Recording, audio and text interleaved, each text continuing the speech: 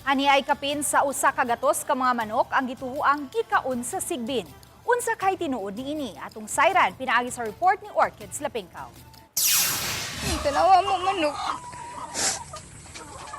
Naghilak ang tag-iya sa usa ka poultry farm sa Barangay Canuntog, human iyang nadiskubrihan nga kapin sa iyang 100 ka mga binuhing manok ang mga matay. Naitabo kini sa Purok 5, Barangay Canuntog, Ormoc City, niadtong Hulyo 6, mga alas 3 hangtod sa alas 4 sa hapon. Matod sa report, niadto ang tag-iya sa iyang poultry farm aron unta nga motanaw og mopakaon sa iyang mga manok. Apan sa iyang pag-abot, nakurat siya sa iya nasaksihan tungod kay daghan sa iyang mga binuhing manok ang nangamatay. Iyang namatikdan nga ang uban sa mga manok wala nay dugo ug wala na usabang ilang mga tinai.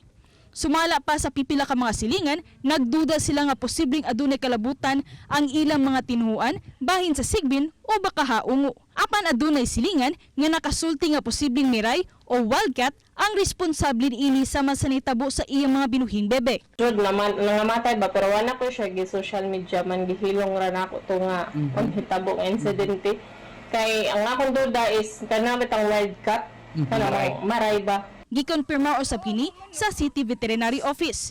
Nanawagan ang City Agriculture Department ngadto sa mga poultry owners nga dapat i-insured ang ilang negosyo aron adunay madawat nga ayuda kung ugaling madisgrasya ang ilang mga binuhi. Pag-establish sa ato ang poultry, dapat kinahanglan siya nga mag-histro or makakuha o tawag ka ng insurance nandun sa PCIC before sa pag-establish nila. So, makakuha sila kung ang kaninginahang mga poultry animals na rehistro or na insured. Giawhag ang mga residente nga mag-amping og siguroon nga secured ang ilang palibot. Ako si Orchids Lapinkaw, Balitang Bisdak.